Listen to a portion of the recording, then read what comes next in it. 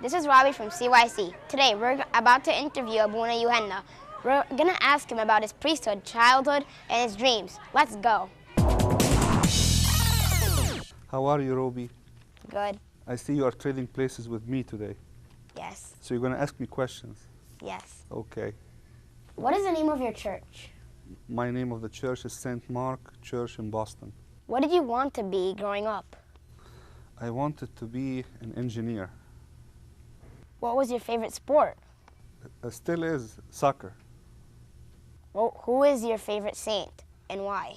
I have so many favorite saints.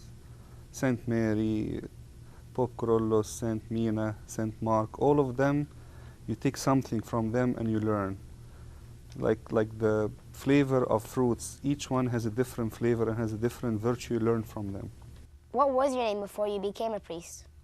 Sharif Kubran. And what was your job? I was an accountant. Did you want to be a priest? I was a deacon, and of course, you know, when you serve as a deacon for many years since you were young, like your age, you look to the priest and you admire him. So you would like to trade places with the priest sometimes. You would say part of the liturgy on your own because you trade your places with the priest. But God chose me and I don't deserve it. What are your feelings and thoughts when you were chosen to become a priest?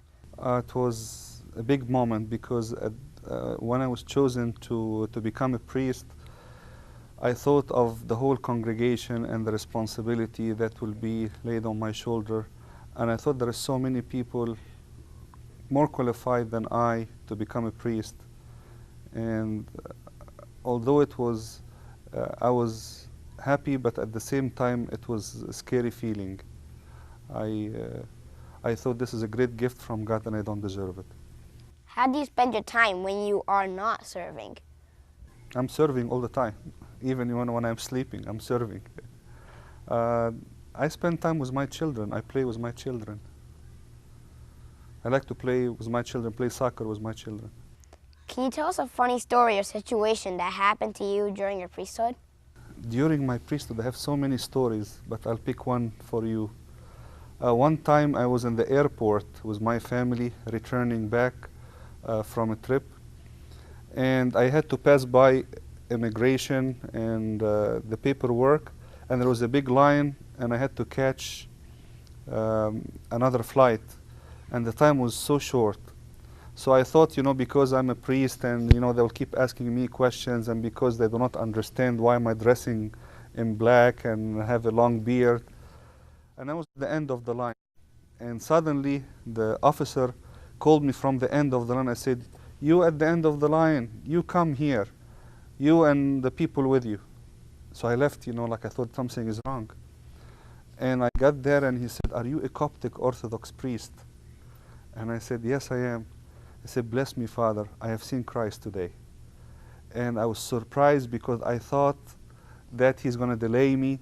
He stamped all my paper in a few seconds and he let me go, and he said, you know, you can't go without putting your hand on my head and praying for me. And that was a remarkable moment and an amazing moment to understand that God work even in your fear, work even in your delay, work in anywhere. And whatever he is doing, he's doing it for the glory of his name, not for me as a priest, but for the glory of his name. Are you ever afraid that your beard might go into the censer and catch on fire? One day it will happen. If it keeps growing at the same pace, it will happen. So I have to watch out. Did you ever run out of the body while giving communion? If you did, what did you do? No, I never did, because I divide slowly and at the same time consider the amount of people, and I have trust that the body, regardless how many people are there in the church, it will cover the whole congregation since they are part of the body of Christ, and the body of Christ never ends, is out of number. So you cannot think of it as a moment, even though, you know, like when we celebrate feast, there is a lot of people who come to the church to take communion, but God bless at the end and give to everyone, and even at the end there is residuals from the body. How do you rotate the censer without dropping the coal inside it?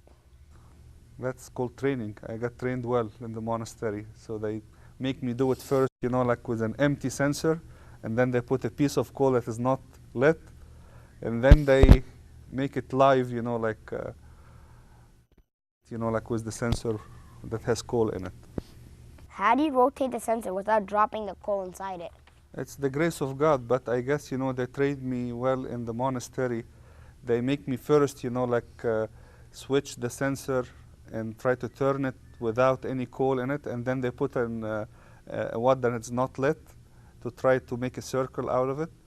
And then finally, you know, they trust me so I can turn it completely as a circle.